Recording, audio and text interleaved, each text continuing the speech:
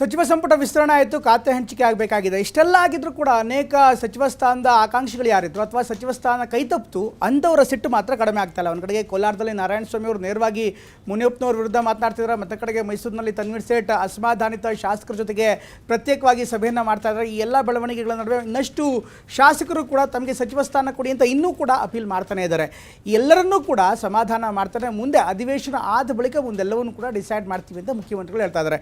ಕಾಂಗ್ರೆಸ್ ಮನೆಯ ಆಂತರಿಕ ರಾಜಕಾರಣದಲ್ಲಿ ಏನು ನಡೀತಾ ಇದೆ ನೋಡೋಣ. ಕೋರ್ಸ್ ಇಬ್ಬರು ಸೀನಿಯರ್ ಮಂತ್ರಿಗಳು, ಇಬ್ಬರು ಸೀನಿಯರ್ ಶಾಸಕರು. ಸಚಿವ ಸ್ಥಾನ ಇಲ್ಲ ಅಂತಷ್ಟೇ ಮುಖ್ಯಮಂತ್ರಿ ಆಗಲ್ಲ ಅಂತೇನಿಲ್ಲ. ಯತೀಂದ್ರ ಮಂತ್ರಿ ಮಾಡಿಗೆ ನಮ್ದೇನು ಅಭ್ಯಂತರ ಇಲ್ಲ. ಸಚಿವ ತಪ್ಪಿಸಲಿಕ್ಕೆ ಯಾರು ಕಾರಣ ಅಂತ ನನಗೆ ಗೊತ್ತಿದೆ. ರಾಜ್ಯ ಸರ್ಕಾರದ 2.0 ಶುರುವಾಗಿದೆ. ಸಿದ್ದರಾಮಯ್ಯ ಬದಲಾಗಿ ಡಿಕೆ ಬಂದಾಗಿದೆ. ಎರಡೆರಡು ಬಾರಿ ಲೋಕಭವನ ಸಚಿವರ ಪ್ರಮಾಣ ವಚನಕ್ಕೂ ಸಾಕ್ಷಿಯಾಗಿದೆ. ಆದರೆ ಸಂಪುಟದ ಕಸರತ್ತು ಮಾತ್ರ ನಿಂತಿಲ್ಲ. ಸದ್ಯ ಸಂಪುಟದಲ್ಲಿ ಒಂದು ಸ್ಥಾನ ಖಾಲಿ ಇದೆ. ಸಿದ್ದರಾಮಯ್ಯ ಹೈಕಮಾಂಡ್ ಆಯ್ಕೆ ಮಾಡಿದ್ದ ಪರಿಷತ್ ಸದಸ್ಯ ಗಾಯತ್ರಿಗೆ ಮಂತ್ರಿಗಿರಿ ಬೇಡ ಎಂದಿದ್ರು.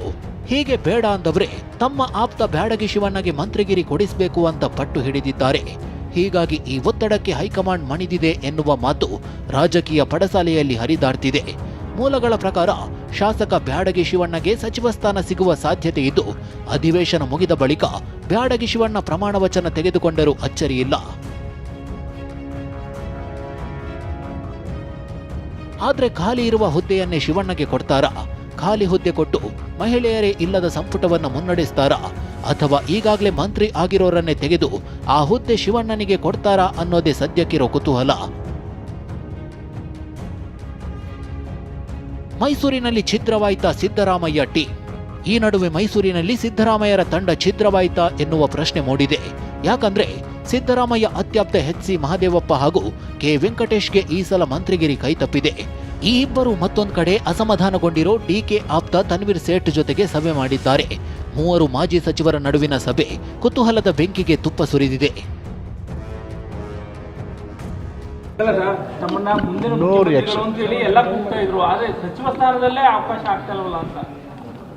ಸಚಿವ ಸ್ಥಾನ ಇಲ್ಲ ಅಂತಷ್ಟೇ ಮುಖ್ಯಮಂತ್ರಿ ಆಗಲ್ಲ ಅಂತೇನಿಲ್ಲ.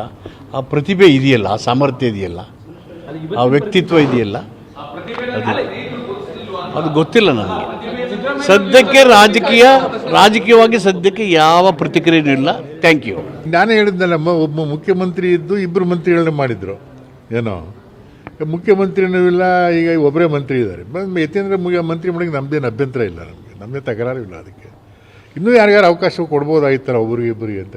ಈಗ ನನಗಾಗಿರುವಂತಹ ನಾವು 3 ಜನ ಒಟ್ಟಾಗಿ ಸಮಾಜ ಮುಖ್ಯವಾಗಿ ಆಗಬೇಕಾಗಿರುವಂಥ ಚಿಂತನೆಗಳ ವಿಚಾರದಲ್ಲಿ ಮತ್ತು ಪ್ರಸ್ತುತ ರಾಜಕಾರಣದ ವಿಚಾರದಲ್ಲಿ ಚರ್ಚೆ ಮಾಡಿ ಈ ನಾಯಕರ ಸಭೆ ನಡೆಯುತ್ತಿದ್ದ ಜಾಗಕ್ಕೆ ಸಚಿವ ಯತೀಂದ್ರ ಸಿದ್ದರಾಮಯ್ಯ ಎಂಟ್ರಿ ಕೊಟ್ಟರು. ಮಹದೇವಪ್ಪ, ವೆಂಕಟೇಶ್ ಹಾಗೂ ತನ್ವೀರ್ ಸೇಠ್ ಜೊತೆಗೆ ಚರ್ಚಿಸಿದ್ರು. ಸಭೆ ಮಾಡ್ತಾರೆ ಅಂತಲೂ ಗೊತ್ತಿಲ್ಲ. ನಾನು ಆ್ಯಕ್ಚುಲಿ ಅವ್ರ ಮನೇಲೇ ಭೇಟಿ ಮಾಡಬೇಕು ಅಂತ ಕೇಳ್ಕೊಂಡಿದ್ದೆ. ಆದರೆ ಇಲ್ಲೇ ಇದೀವಿ ಬನ್ನಿ ಅಂತ ಹೇಳಿದಕ್ಕೆ ಇಲ್ಲ ಎಲ್ಲರೂ ಒಟ್ಟಿಗೆ ಭೇಟಿ ಮಾಡಿದ್ವಿ. ಅಫ್ಕೋರ್ಸ್ ನಾವು ಮಾತಾಡಿದ್ವಿ, ಜಿಲ್ಲೆ ವಿಚಾರವಾಗಿ ಮಾತನಾಡಿದ್ವಿ. ಜಿಲ್ಲಾ ಉಸ್ತುವಾರಿ ಮಂತ್ರಿ ಆದಮೇಲೆ ಅವ್ರ ಮಾರ್ಗದರ್ಶನ ಬೇಕು, ಮತ್ತು ಜಿಲ್ಲೆನ ಯಾವ ರೀತಿ ಅಭಿವೃದ್ಧಿ ಮಾಡಬೇಕು, ಮೈಸೂರು ನಗರನ ಯಾವ ರೀತಿ ಅಭಿವೃದ್ಧಿ ಮಾಡಬೇಕು, ಆ ರೀತಿಯಾಗಿ ವಿಚಾರ ಮಾಡಿದ್ವಿ. ಅದರಿಂದ ಅಲ್ಲದೆ ಪಕ್ಷ ವಿಚಾರಗಳು ಕೂಡ ಮಾತಾಡಿದ್ದೀವಿ. ಬಟ್ ಅದೆಲ್ಲ ನಮ್ಮ ಆಂತರಿಕ ವಿಷಯ, ಅದನ್ನು ಮಾಧ್ಯಮದಲ್ಲಿ. ಇದು ಮೈಸೂರಿನ ಕಥೆಯಾದ್ರೆ ಕೋಲಾರದಲ್ಲಿ ಶಾಸಕ ಎಸ್.ಎನ್. ನಾರಾಯಣಸ್ವಾಮಿ ಅವರ ಸಿಟ್ಟು ಕಡಿಮೆ ಆದಂತೆ ಕಾಣ್ತಿಲ್ಲ. ಸಚಿವ ಕೆ.ಎಚ್. ಮುನಿಯಪ್ಪ ವಿರುದ್ಧ ನಾರಾಯಣಸ್ವಾಮಿ ಬಹಿರಂಗವಾಗಿ ಅಸಮಾಧಾನ ಹೊರಹಾಕಿದ್ರು. ಇವತ್ತು ನಾವು ಕತ್ತಲಲ್ಲಿ ಇದ್ದೇವೆ, ಬೆಳಕು ಬರೋವರೆಗೂ ಕಾಯ್ತೇವೆ ಅಂದ್ರು. ನಾನು ಸಚಿವ ತಪ್ಪಿಸಲಿಕ್ಕೆ ಯಾರು ಕಾರಣ ಅಂತ ನನಗೆ ಗೊತ್ತಿದೆ.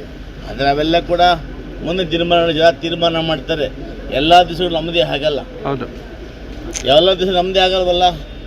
ಇವತ್ತು ಕತ್ಲಲ್ಲಿದ್ದೀವಿ, ಬೆಳಕು ಬಂದೇ ಬರ್ತೀವಿ. ತಾಳ್ಮೆ ಇದೆ, ಕಾಯ್ತೀನಿ. ಸಂಪುಟ ವಿಸ್ತರಣೆಯ ಕಸರತ್ತಿಗೆ ಕೊನೆ ಯಾವಾಗ ಬೀಳುತ್ತೋ ಗೊತ್ತಿಲ್ಲ. ನಾಯಕರ ನಡೆನುಡಿ ಕೈ ಮನೆಯೊಳಗೆ ಎಲ್ಲವೂ ಸರಿಯಿಲ್ಲ ಅನ್ನೋದನ್ನ ಒತ್ತಿ ಹೊತ್ತಿ ಹೇಳ್ತಿರೋದಂತೂ ಸುಳ್ಳಲ್ಲ. Bureau report, TV9.